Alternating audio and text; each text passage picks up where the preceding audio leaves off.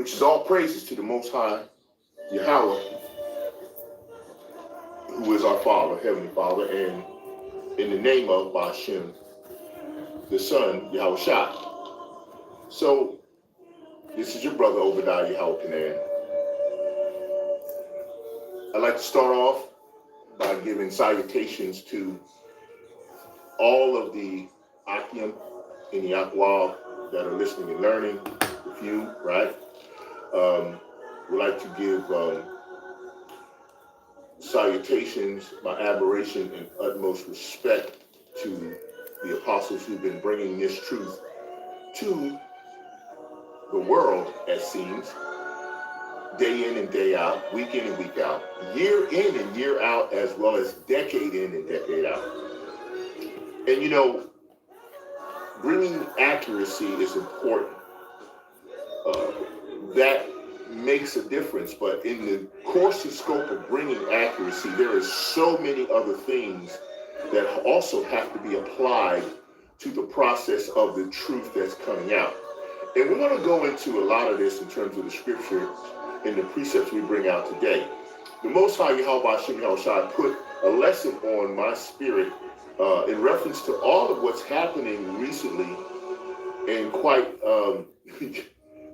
it's just so bizarre to a degree because of the consternation that seems to be surrounding the application and the offering of the awakening and the truth that we are living in at these prophetic periods in time. Clearly, we're supposed to be pushing forward in edifying and educating those in the prophecies of what has to happen going forward now as we are. You know, one of the coined phrases the Most High gave me was TPP, Transitional Prophetic Process, which is what we're cruising in. I just recently did a lesson on time is on our side, and it explains a lot of the fact that we're dealing with prophecy as a time capsule process that's moving forward, that the Most High has implemented past what it used to be in terms of time that was associated with us in the carnal way of understanding it. Now it's on the spiritual realm and the spiritual platform that the Most High is doing personally in order to deliver this new world to his son, Yahawashi, which is what's going to happen.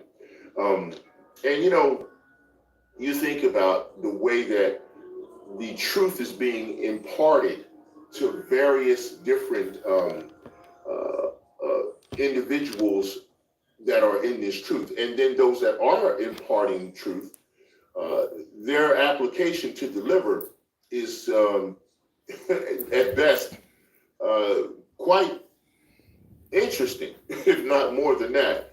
You know, when I was coming to this truth in around 2006, and I wasn't released to do any teaching, preaching, or prophesying until about 2 years ago. And you know, you have to be prepared in order to do this. It's not something that you can just come into. The Ruach HaKodesh, the Holy Spirit has to, you know, refine you. And lately, you know, the Akim have been talking about a refining process of gold and silver.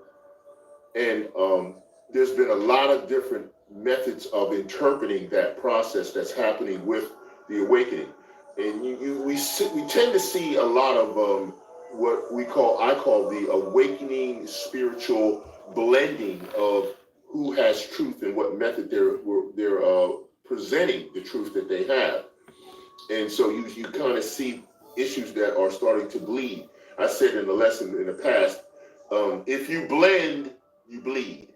And this is what you don't want to do, is you don't want to end up blending truth with other religious practitioner philosophical ideologies. You don't want to do that. You want to stick to the scriptures, the truth, and you want to bring it out in the way that it's supposed to come out through Yahawashi and Yahawashi, and not get into personal issues. One of the things that I thought was very interesting and very problematic is the fact that when the awakening was offered, from what I understood, because I know it's been a while since Abba Bivens and the rest of the elders and the apostles have been bringing this out. There was like two levels that I noticed quite readily. Now, the position that I was presented under in order to do this work was in line of being an observer in a balanced position between what's going on here with the awakening, our brothers and sisters are Akim and Akwab in the truth, the religious practitioners that are scattered in their process of understanding, and those that are somewhat knowledgeable, but at the same time, they're lacking foundational aspects that solidify the way this truth is to be brought out. Now, in saying that, I guess what I'm trying to bring forward is, if you notice, when the awakening was brought forward, there was a powerful spirit of two factors that you seem to see. One is the platform presentation of pride, the proud way that the Hebrew Israelites were bringing out the truth, and that permeates the way they bring it to the world. And the dominance of the prideful side of it seems to be very prevalent, very much the strength of how this goes. Now, I can understand, from the consternation, meaning all the beat downs, all of the subjugation that we've been going through, the degradation that we've been under, that the men of the Lord who have come into the truth and being totally and completely converted has always been a very challenging situation for men who come from a very coarse way of life, a very rough, coarse way of life. So naturally, the way they're going to express this awakening is going to have high levels of pride involved in them presenting the way they feel about this truth that we're bringing out. Now, but see, the thing is that the Mashiach himself, Yahawashi, Yahawashi HaMashiach, he was extremely austere in his humility. Let me say that again. He was extremely austere in his humility. That's why this lesson is going to be titled Yahawashi, humility was his power on his mission for his father Yahweh. Okay, let's understand that. Yahawashi's humility was his power on his mission for his father Yahweh. And we're going to explain that through precepts, and we're going to bring it out because I don't think my Akim brothers of the elect are far away from this, but it needs to be drawn out more in terms of the fact that your humility is your power. It's not your pride. The pride is not your power. It's your humility that's your power. And Yahawashi is the example we are to follow in order to show the dunamis, that power that the Most High expects us to present through his scriptures, through his word, through his children who are supposed to represent him, and especially if you are the hopeful elect or the elect.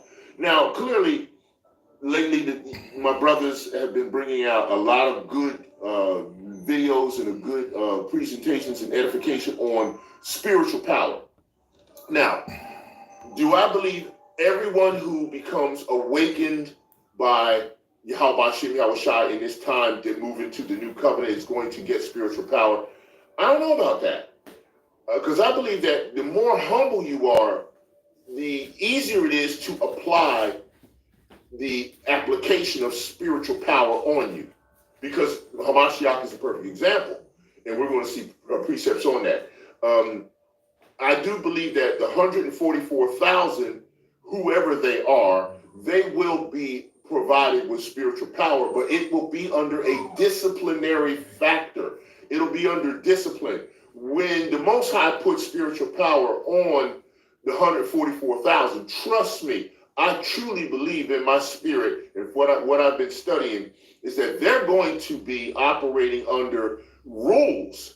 There will be order. Everything must be done decently and in order. Okay, so since we know that's the precept and that's the nature of our Father, if you are awarded spiritual power as one of the 144,000, now I don't know that the 1/3 is going to get any of this power, because it talks about the 144,000 operating in a military fashion for the Lord of hosts. Yahawashi, Yahawashi, our Father is a man of war in that perspective. Not a man, but the motif of that particular process. So what I'm saying, not to digress, the 144,000 who are going to be the governing body when the kingdom starts and puts in play, they will be given rank and power, but that power will still be under a semblance of good control by Yahweh through Yahawashi. Nobody's going to just do whatever they want when they get spiritual power. You will still have to operate within the constraints of the Most High, Yahawashi, Yahawashi, if you are also awarded the ability to get spiritual power. But I'm sure you're going to have to be a very humble portion of the elect that's going to be able to get afforded and awarded that ability. Now, in saying that, to go more into what I'm saying, the awakening has been presented in many fashions and factors as a very prideful push in terms of the presentation. You don't see much in humility as the awakening is offered by the brothers who are in the truth. And as I said, I know that there's ways that they've been influenced through growing up without the Spirit on them all the time in order to operate like that. But I'm going to tell you, if you're going to move into doing the work for Yahawashi, as you graduate and grow, as the apostle said, you got to grow in this, okay? You are going to have to train or get trained in being humble. You're going to have humility in order to wield power. It's no other way you're going to be able to do this, because you're not going to be afforded it without that. And part of the process of getting trained on that is going to take praise, worship, and prayer. I know we talk about prayer, but you can't just keep talking about prayer alone. You have to praise and worship. This is what they're doing in heaven. The elders that are already sitting on thrones that are around the Most High and His Son and got crowns and got spiritual bodies, and they're already there, they're praising and worshiping. Where is it that we're too good that we don't do that? Why is it that this is not perpetuated and pushed by every single camp and organization that's out here in this awakening? You have got to be praising and worshiping and praying all three. The Ruach HaKodesh, right? Yahweh, Yahawashi, and the Ruach HaKodesh, right? That's the three, right? The Father, the Son, the Holy Spirit. Just like praise, worship, and prayer. You've got to do all three. Especially when everything gets cut off and no one's in communication with it anymore, and Most High puts his puppetized demon Esau Edom to work to cut everything off and shut off communication. You're going to stand by yourself, just like you will be standing by yourself when you speak to Yahawashi, Yahawashi in the spirit world. Okay? You are going to have to know how to function, and the fortitude of this in you is going to bring you forth to sustain you, which is going to mean you're going to need the spiritual praise, worship, and prayer. You're going to have the three. Because, you may be able to communicate with some of the Akim. They may be within close proximity so that you can get to them. But being able to know when they're there or when they'll provide us with those things as well. The spirit of pride has been pushed seemingly more affluently in this awakening than you see the spirit of humility being pushed more affluently. And this has caused some problematic issues in reference to how we deal with each other collectively, whether you're in the truth or not in the truth, or whomever we're dealing with, including dealing with the wicked, Esau Edom. So we're going to get into some precepts, but as I said, this is a lesson that's going to talk about how Yahawashi is our example to show us how his humility was power, okay? His humility was power for his Father, okay? And that's what's important, okay? We need to make sure that we clearly understand that platform, or we're going to have some major problems, man, when it comes to dealing with this truth that we're in, this truth of ours, so to speak, okay? So, all right, Shalaki on a little bit of the long uh, commentary, but I just had to do it because it's so necessary. And again, this lesson may prove to be a little long, but I'm telling you, I'm not here to entertain you. I'm here to teach you something and to bring you forward so you can understand what it is that you need to do to get protected while all of these perils and tribulation that our Father controls all sides of it is bringing forth. So just get ready for that. Okay, so we're going to start off in Proverbs. I want to start off in Proverbs, and I'm going to chapter 27, and I'm going to read right at the top. Start at number 1. Boast not thyself of tomorrow, for thou knowest not what a day may bring forth. And the beloved brother Manat Zakba brought out this lesson about some things that were going on with another associated organization that's been out there that's quite proud in many ways and not seeing a whole lot of humility in that. But he also brought out verse 2, which was, let another man praise thee and not thine own mouth, a stranger and not thine own lips. Okay, a stone is heavy and the sand weighty, but a fool's wrath is heavier than both. So we know that if a person deems themselves as so more important than the work or so more important than anyone else, they're much lesser than they really are. We can pretty much agree with that. 4, wrath is cruel and anger is outrageous, but who is able to stand before envy? Open rebuke is better than secret love. Faithful are the wounds of a friend, but the kisses of an enemy are deceitful. So we understand that if we start treating each other in many as they are deceitful, and we say to ourselves, if they're going to be deceitful, it provides wounds of that friend, and those kisses will prove to be given to an enemy. And that's a problem, because if you can't determine who's your friend, who's your enemy, even in this truth of ours, because we come in all particular visages. All our visages are different because we've been scattered all over the world. So you got to be careful who it is you're dealing with and what way you're dealing with them, because the spirit will have to determine who's going to really be a brother or a sister, Akim or an Akwab, okay? So let's make sure we understand that. All right, so now we're going to go, I'm going to pop over to Luke. So go with me to Luke. All right, I'm going to go to Luke chapter 14 to start out with here, and I'm going to bring in 7, and I want to do that first, but then I'm going to go to 8 and probably bring 10 and 11 in too. So just bear with me, okay? All right, Luke chapter 14 and starting at verse 7.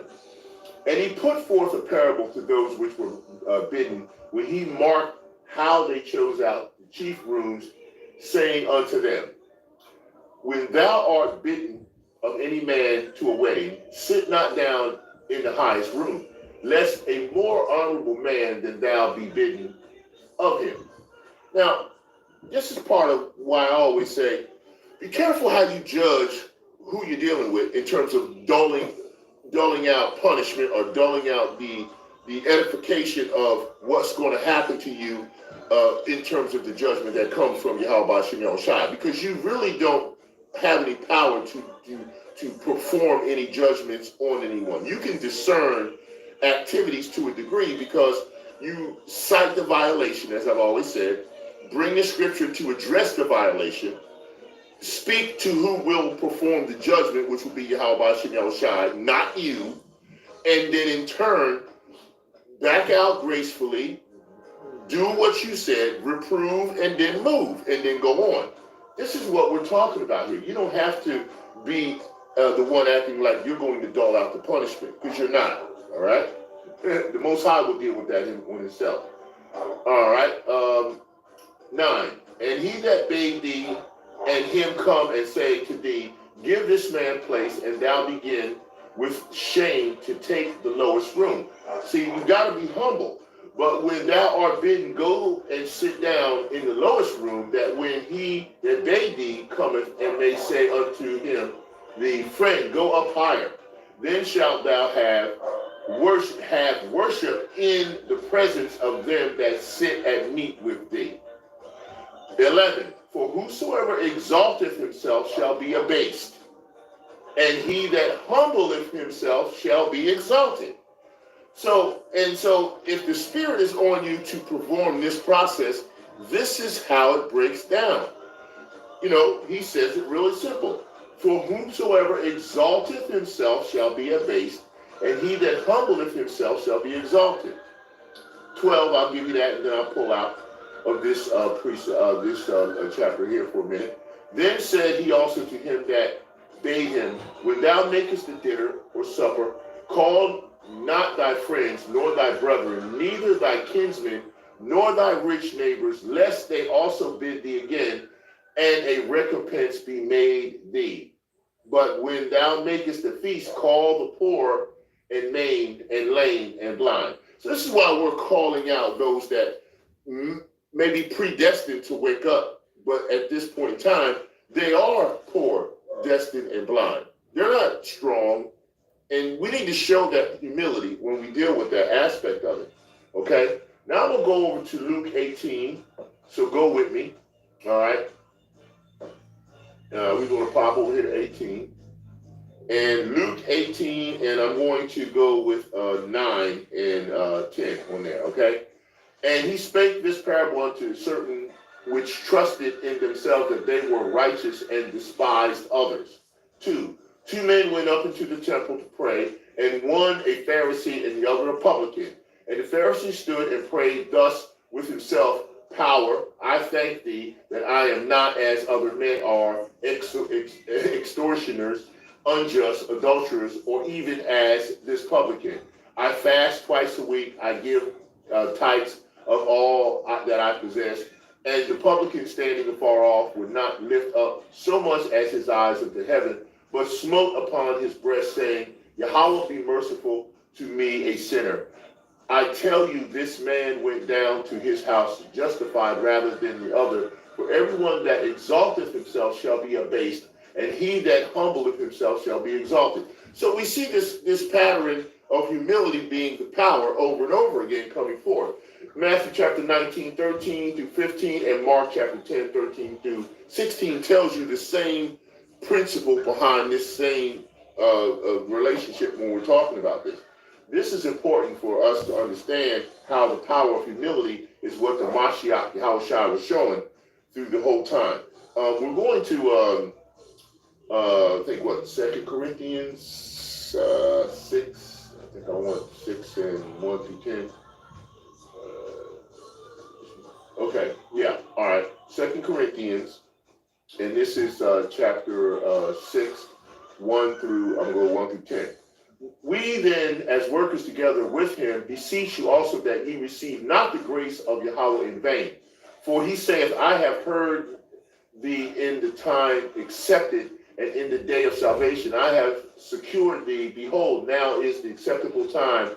Behold, now is the day of salvation. Giving no offense to anything, that the ministry be not blamed, but in all things approving ourselves as the ministers of Yahweh, in much patience, in afflictions, in necessities, and distress. See, we're going to go through perilous times and tribulation, but you have to maintain humility, right?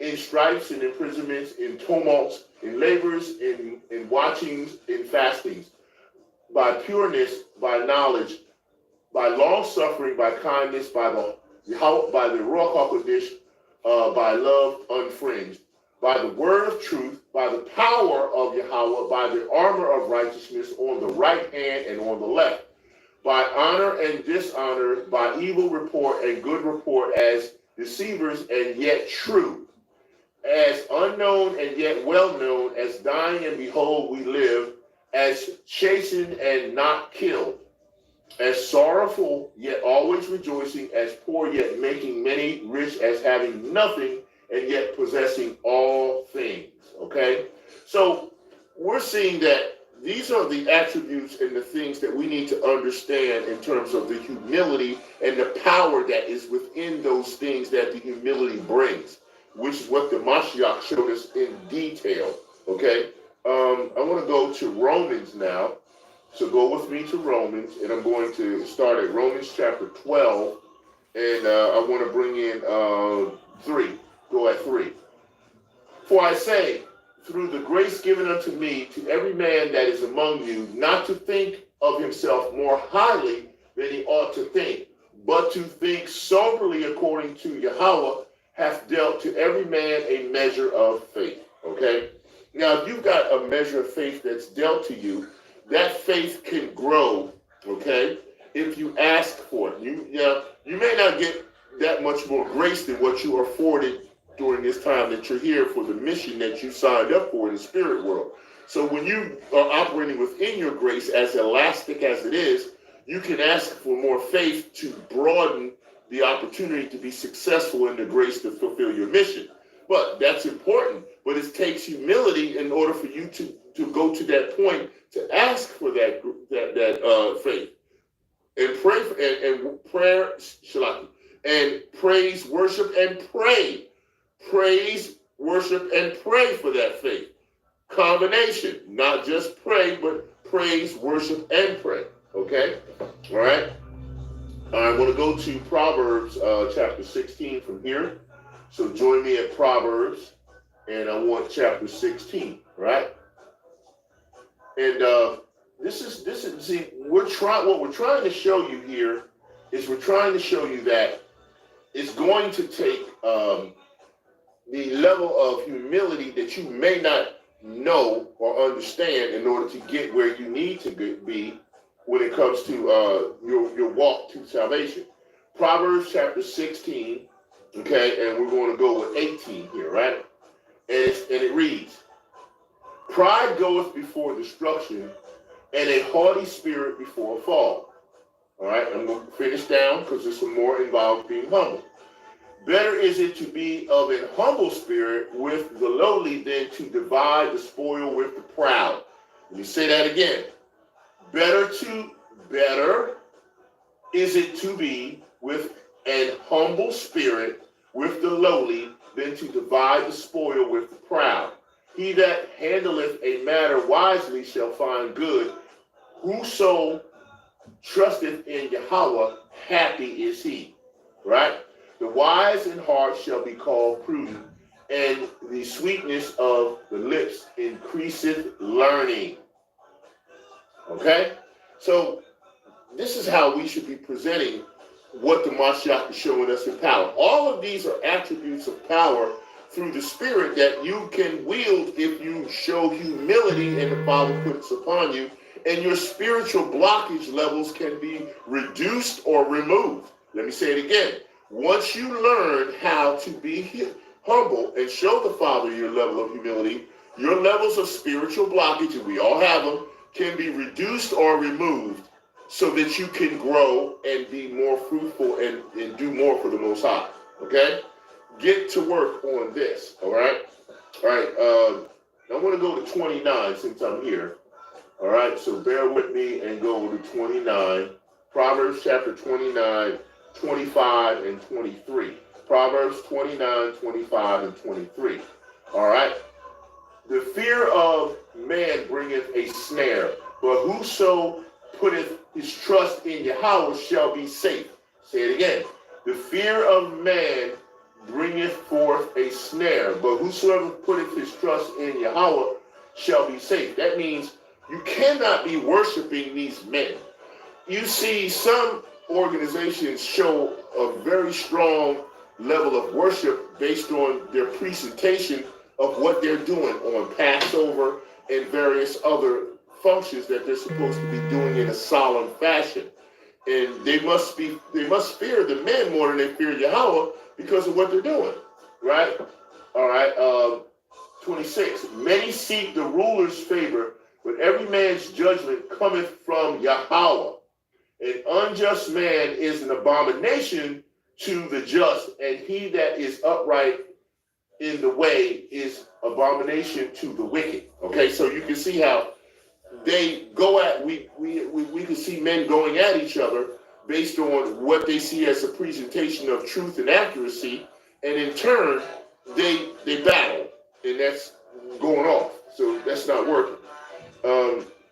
Let me pop over here to Romans chapter 2, because I saw something that I wanted to get. All right, go back to Romans with me. And when I go to Romans, I'm going to, let's see, Romans 2 and 23 through 24, right? So let me go there. 23 to 24 Romans, and it reads, thou that makest thy boast of the law through breaking the law, dishonoreth thou Yahawah. For the name of Yahawah is blasphemed among the Gentiles through you, as it is written. See, so what they're saying is, if you're not going to call upon the name, but you're going to try to act like you're operating within the functions of the truth and the presentation of various ceremonies and righteous acts and various holy days and feast days, and you're not calling upon the name and following through with accurate precision in terms of presenting the truth, you're going to be an abomination to the Most High, and he's not going to accept what it is you're doing. Okay, so that's very important. So that's why the name cannot be blasphemed. All right, I'm going to pop over to Matthew here, and I'm going to go to chapter 23. And I just, there's so much there in 23 that I could just start at the top and go forever, right? So I'll just do a little bit of it. Start at 1. Then spoke Yahawashi to the multitude and to his disciples, saying, the scribes and the Pharisees sit in Moses' seat. All therefore whatsoever they bid you, observe and do, but do not ye after their works, for they say and do not. For they bind heavy burdens and grievous to the bone, and lay them on men's shoulders, but they themselves will not move them with one of their fingers. But all their works they do for to be seen of men. All right? They make broad their phylacteries and enlarge their borders of their garments, and love the uppermost rooms at feast and the chief seats in the synagogues, and greetings in the markets, and to be called of men, Rabbi, Rabbi, but be not called Rabbi, for one is your master, even Hamashiach, and all ye are brethren. And call no man your father upon the earth, for one is your Father which is in heaven. Neither be ye called masters, for one is your master, even Hamashiach. But he that is greatest among you shall be your servant. See that? And whosoever shall exalt himself shall be abased again. Shalom. Shalom. And he that shall humble himself shall be exalted. So you can see clearly the Most High is showing you this is the nature of power in reference to how the Hamashiach was traveling, how he was rolling. We're going to go to 1 Peter. All right, so bear with me and go to 1 Peter, and we're going to go to chapter 4:17. All right, we're going to start moving a little faster. So I'm trying to slow down a little bit so you can catch up with the precepts and follow me through the Bible. Okay, but I got to roll because I know time is starting, and Jake won't stay around too long for teaching. He just don't have the nature right at this moment. 17. For the time is come that judgment must begin at the house of Yahawashi. And if first begin at us, what shall the end of them that obey not the gospel of Yahawashi? Okay? And if the righteous scarcely be saved, then save where shall the ungodly and the sinner appear? Wherefore, let them that suffer according to the will of Yahawashi commit the keeping of their souls to him that in well-doing as a faithful creator. So you can see this is still all in the line of power that the Mashiach is being represented and spoken of and showing you that he's operating in, which is what he was doing. So you gotta really understand that's the nature of where we need to be in terms of where we're going. Okay. All right. Now, I pulled several precepts when it comes to pride on both sides, and I'm going to get through them, and I'm going to roll with them. So y'all gonna have to stay with me because I'm getting ready to go with my notes on what I pulled. All right, so hang if you can. If you can't, then so be it. All right, first side of this we're going to do is going to go on the pride side. Then we want to deal with the humility side because we want to show the contrast and the comparison between the two in terms of how you should be walking and know how you should be operating in terms of following the Mashiach as he shows you power. Okay, of course, it's all about him as well. All right. The first place I want to go is Proverbs. So we're going to pop over to Proverbs. So go back with me to Proverbs, and we're going to go to chapter 11 in Proverbs. All right, chapter 11, and we're going to start right at 1. All right. A false balance is an abomination to Yahawah, but a just weight is his delight. When pride cometh, then cometh shame, but with the lowly is wisdom. The integrity of the upright shall guide them, but the perseverance of transgressors shall destroy them. Riches profit not in the day of wrath, but righteousness delivereth from death. The righteousness of the perfect shall direct his way, but the wicked shall fall by his own wickedness. The righteousness of the upright shall deliver them, but transgressors shall be taken in their own naughtiness. When a wicked man dieth, his expectation shall perish, and the hope of unjust men perish. The righteous is delivered out of trouble, and the wicked cometh in his stead. Right? 9. A hypocrite with his mouth destroyeth his neighbor, but through knowledge shall the just be delivered. When it goeth well with the righteous, the city rejoices, and when the wicked perish, there is shouting. 11. By the blessing of the upright, the city is exalted, but it is overthrown by the mouth of the wicked. 12.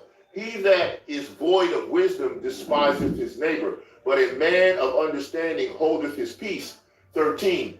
A talebearer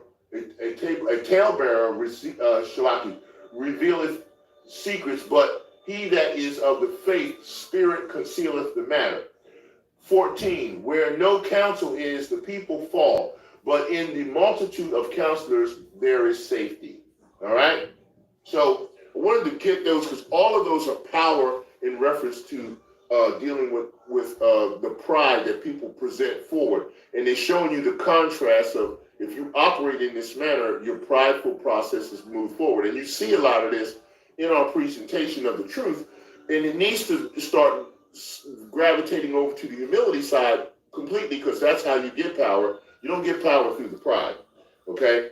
All right, now we're going to go to Proverbs 16. So go up to 16. And I'm giving you time to get there. All right? And Proverbs 16, and I want 18 and 19. All right?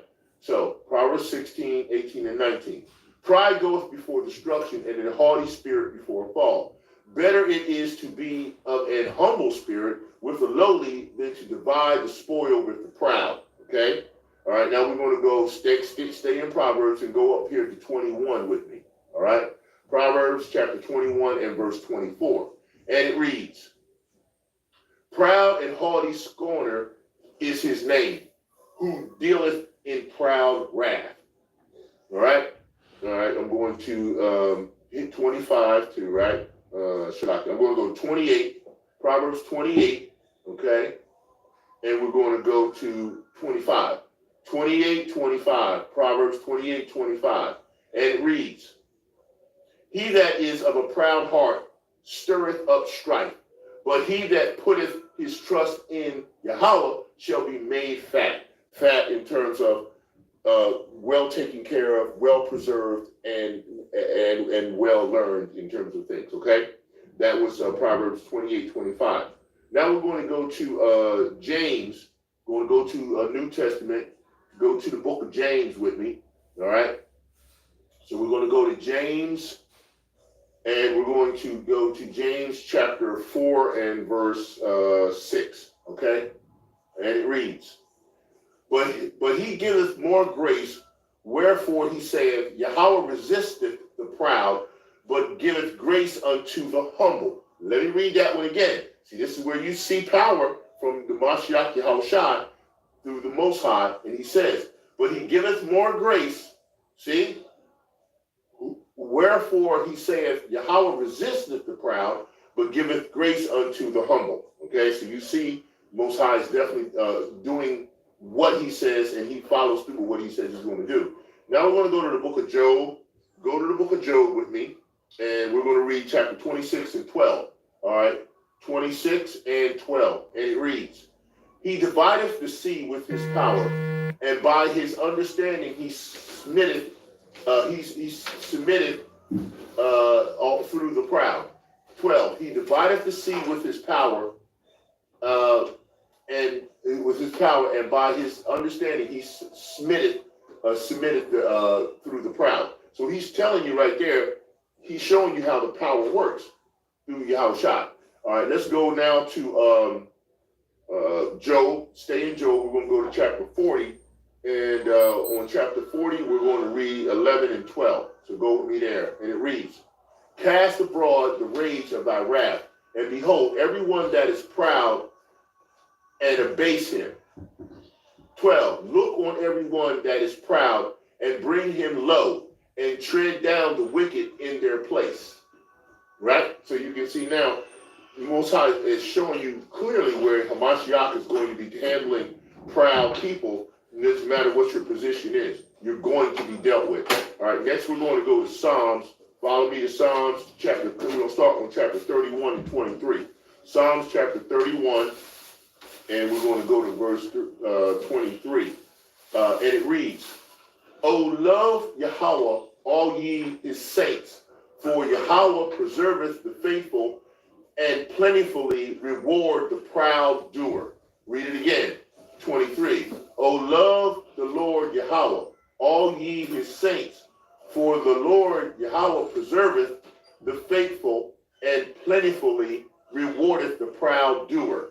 Okay, that was 31:23. Right. So now we're going to pop straight over to 40 while we're still in Psalms. We're going to do Psalms for a minute, so stick with me. All right, Psalms chapter 40, and it reads, Psalms 40 verse 4. Blessed is that man that maketh Yahweh his trust, and respecteth not the proud, nor such as turn aside to lies. Read it again. Proverbs chapter 40, verse 4. Blessed is that man that maketh the Lord Yahweh his trust, and respecteth not the proud, nor such as turn aside to lies. All right, that was 40. All right, now we're going to go to 94 in Psalms. So go with me to 94. All right, Psalms 94, and we're going to read verse 2. Lift up thyself, thou judge of the earth, render a reward to the proud.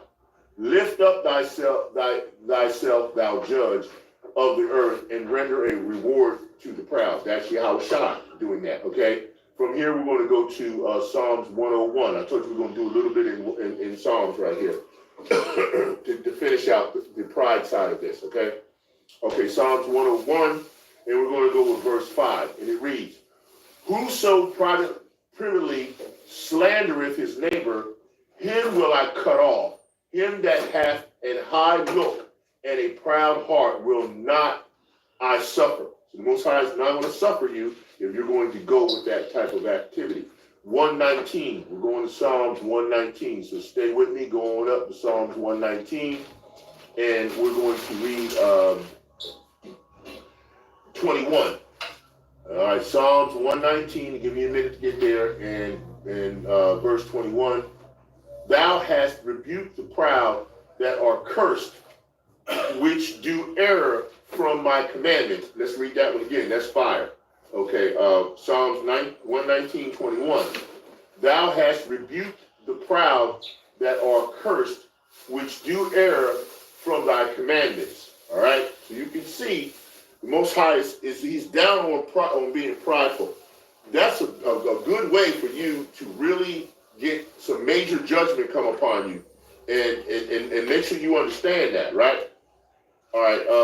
I got a little something I took down in my notes that I wanted to read before I go into the humility side of it. But I think it's important for me to read it because it does give a little bit deeper definition. All right. I'm getting ready to go into humility. I finished the pride side because the focus is really more on humility because that's where the power comes from. Yahawashi. Essentially, humility is what? What is humility? The virtue that restrains the movement of the mind towards some excellence. All right, that's the first part of the paragraph I got, right? Essentially, humility is the virtue that restrains the movement of the mind towards some excellence, particularly restraining the mind from thinking one is greater than one, truly is before YAHAWAH. Let me read that last part again. Particularly restraining the mind from thinking one is greater than one, truly is before YAHAWAH. Okay? Now, humility. What does it do? Humility opens the door to truth. This is where we needed to go. Humility opens the door to truth. Let me read what I have. To seek Yahweh and his truth, we must become humble. Without humility, Yahweh will not open the door and our seeking will be fruitless. We are warned that when we are proud, vain, or seek riches, our Heavenly Father is displeased with us. We are foolish in his eyes. All right? So I wanted to give you a little bit of that definition before I get into my precepts on humility, because I just wanted to make sure I got that portion out so I can finish out the lesson here. Because what's important is we have to have the humble spirit, and we have to move more towards that so that we could be like the Mashiach. We're supposed to mimic what he's doing and be operating in his way. He used humility and power all over. All his miracles were humility and power. And this is what we're supposed to be doing. And if you're not doing that, you're wrong. Okay, let's get into some humility precepts here. All right, we're going to start off in Luke. So let's go to Luke chapter 23. Manok brought out a couple of these, and I really like what he brought out at the time. It was hot. He did a good job of it. Luke, and we're going to read chapter 23 first. No, let's do 22, and then we'll get 23.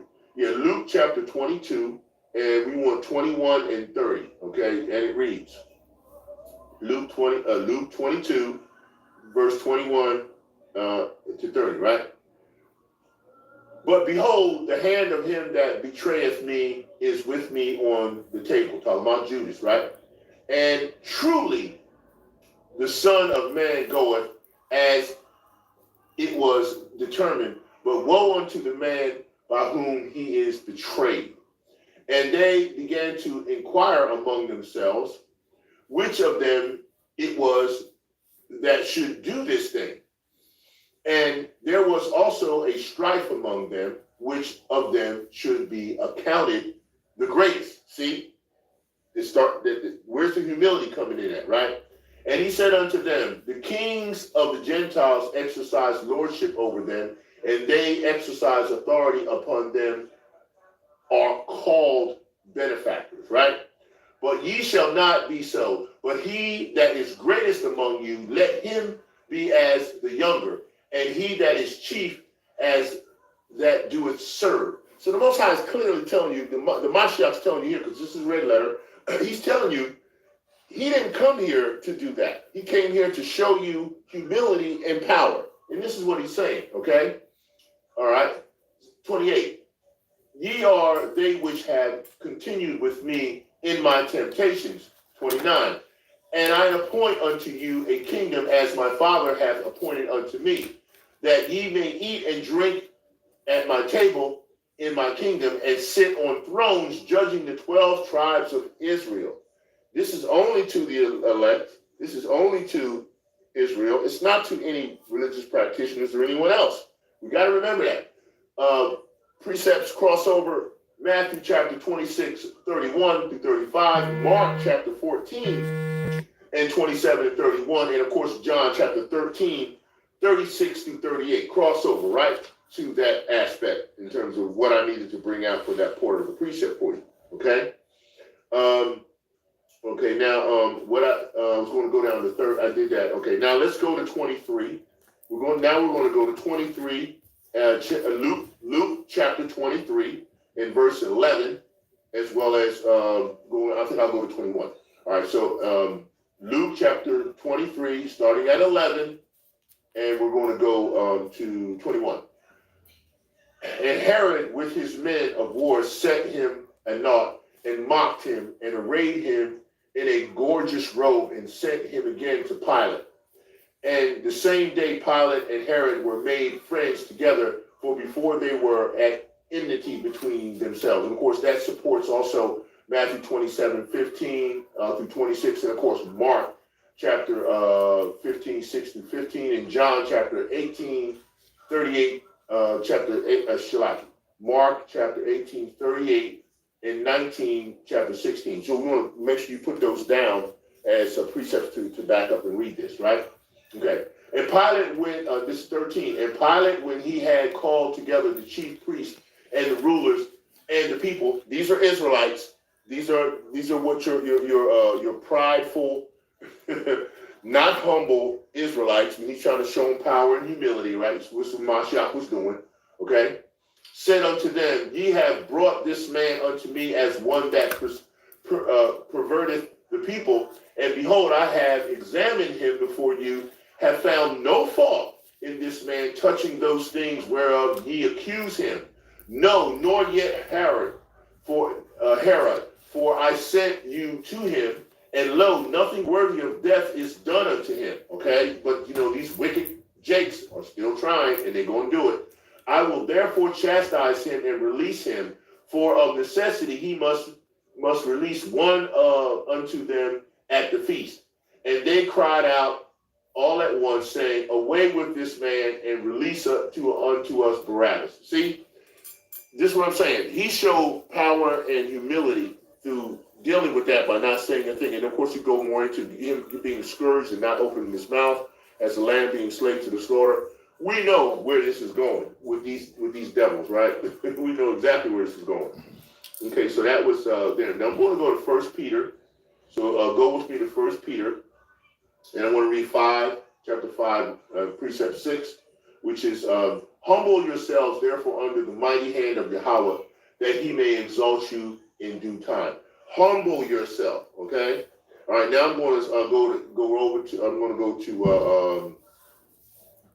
that was 1 Peter 5, 6. Now I'm going to go to Hebrews. I'm going to go to Hebrews chapter 4. So go with me to Hebrews, and I'm going to chapter 4. Hebrews chapter 4. And I'm going to read 15, but I'm going to take 5. I'm going to go to chapter 5 too for a precept. But I'm going to Hebrews chapter 4, verse 15. And it reads, for we have not a high priest which cannot be touched with the feeling of our infirmities, but was in all points tempted like as we are, yet without sin.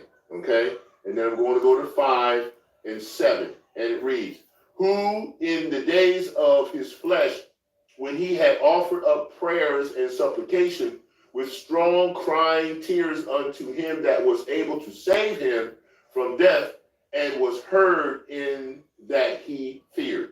See, that's all that praise and worship that the Yahawashi was doing to the Father. Even he does it. So what is our problem? Okay? Please. Are you serious? Really? Okay. Matthew. Go to Matthew chapter 3. And we're going to read 13 through 15. Matthew chapter 3, 13 through 15, and it reads, then cometh Yahawashi from Galilee to Jordan unto John to be baptized of him. But John forbid him, saying, I have need to be baptized of thee, and comest thou to me? Question. And Yahawashi answered, said unto him, suffer it to be now, for thus it becometh us to fulfill all righteousness. See, humble power, okay? Then he suffered him. All right, you see what I'm saying? That's power, man. Are you kidding me? That is power. All right? All right, and then here's the power that came down. Read 16. And Yahawashi, when he was baptized, went up straightway out of the water, and lo, the heavens were opened unto him, and he saw the Spirit, Ruach HaKodesh, of Yahweh descending like a dove and lighting upon him. And a voice from heaven, which was the Father, saying, this is my beloved Son, whom I am well pleased. If the Most High is well pleased with you, you have to be humble, and you get power through praise, worship, and prayer. That's how it works. Like Yahawashi was doing. It says he was praising and worshiping the Father. You read it, you saw it, okay? It was right there. All right, so therefore, you know he's giving you the answer to how this works. All right, that was Matthew, Shalaki. All right, now we're going to go to Matthew chapter 20 while we're here. Okay, so let's go to Matthew. We're going to wrap it up. Chapter 20. I know y'all Jake's probably all jacked up right now, can't hang, but who cares? You just stay with me. All right, chapter 20, and we're going to hit 28 as our precept.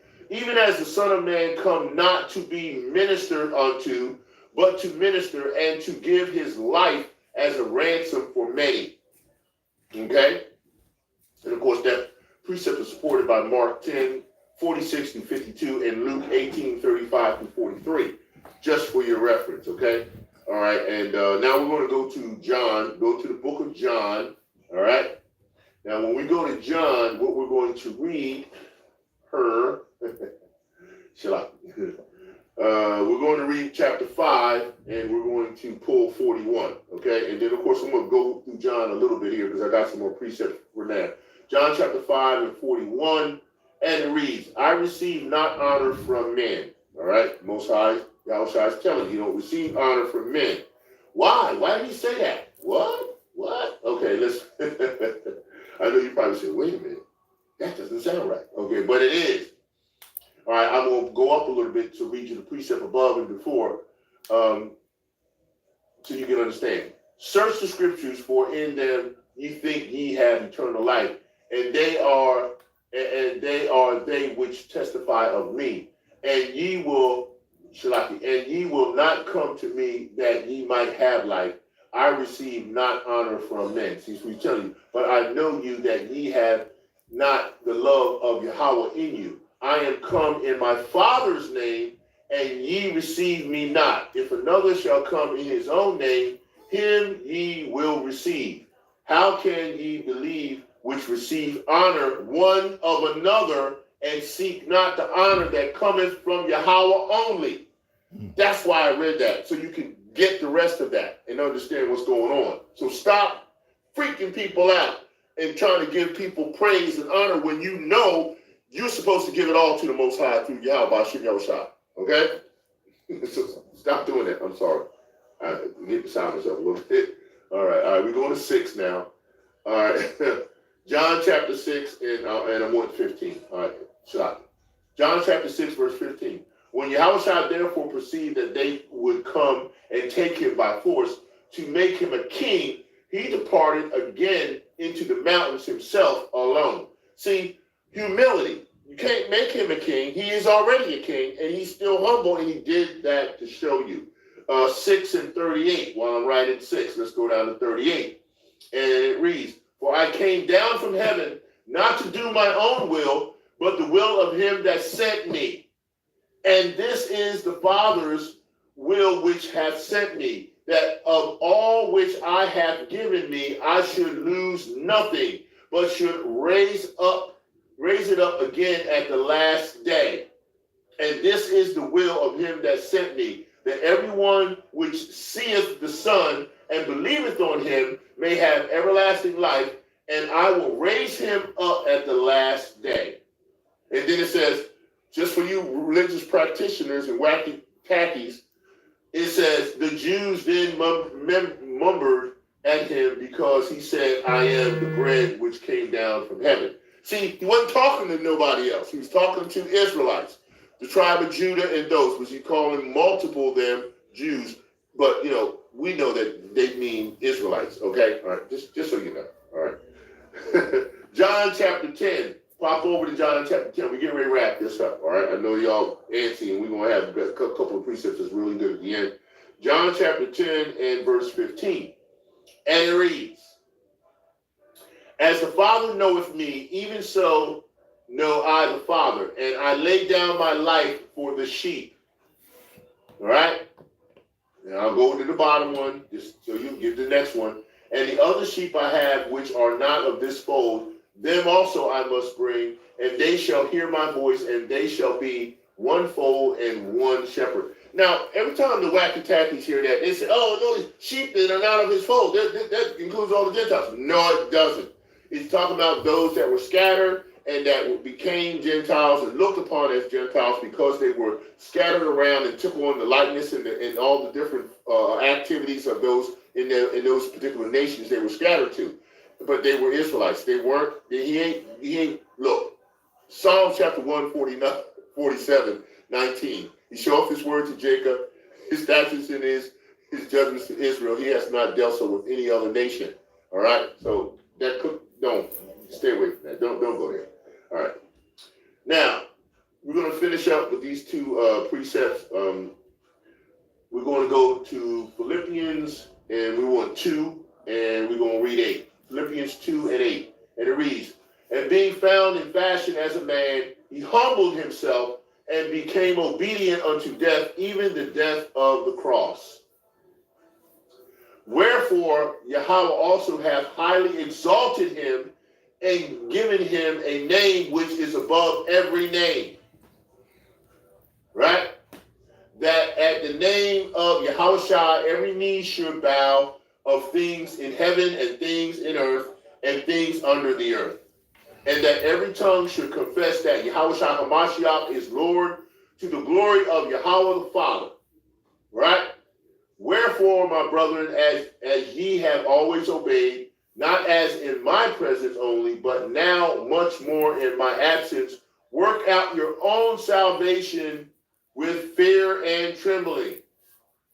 For it is Yahawah which worketh in you both to will and to do his good pleasure. Okay? Do all things without murmurings and disputing. Hello? Wake up, elect. Do the work. And leave the bug outs alone. They're supposed to be bugged out. That's what they were made for. Let's keep it moving. 15, that ye may be blameless and harmless, the sons of Yahawah without rebuke, in the midst of a crooked and perverse nation, among whom ye shine as lights in the world. Are you shining or are you dull? Which is it? Are you running the same thing, or are you moving in the new spirit of the things that the Most High is bringing through the Ruach HaKodesh, through the Mashiach, because there's so much more to be dealing with. All right? Holding forth the word of life, that I may rejoice in the day of Hamashiach, that I have not run in vain, neither labored in vain. Yea, and if I be offered upon the sacrifice and service of your faith, I joy and rejoice with you all. For the same cause also do ye joy and rejoice with me. But I trust in Hamashiach Yahawashi to send Timotheus shortly unto you, that I also may be of good comfort when I know your state. Okay? For I have no man like-minded who will naturally care for your state. For all seek their own, not the things which are of Hamashiach Yahawashi Hamashiach. But ye know the proof of him, that as a son with a father, he hath served with me in the gospel. See, Paul is bringing it out. He's crushing you with this, with so much humility and faith. I'll leave it there. Let's go to Hebrews, and we'll wrap it up here. Hebrews, and we're going to go to chapter 12. I love the faith chapter. All right, and we're going to read number 2. Looking unto Yahawashi, the author and the finisher of our faith, who for the joy that was set before him endured the cross, despising the shame, and is set down at the right hand of the throne of Yahawah, as you can see. Hey, humility is the power, as the lesson says. All right? Humility is the power that Yahawashi used to fulfill the mission of Yahawah. That's what Yahawashi did. Call all Yahawah Ba'ashem Yahawashi, Ba'ashem Kakadash, and Shalom. Kolo Yahawah, Bashim Yahushai, Bashim Rekakadash, Wada Yahawah, Wada Yahawah, Bashim Yahushai.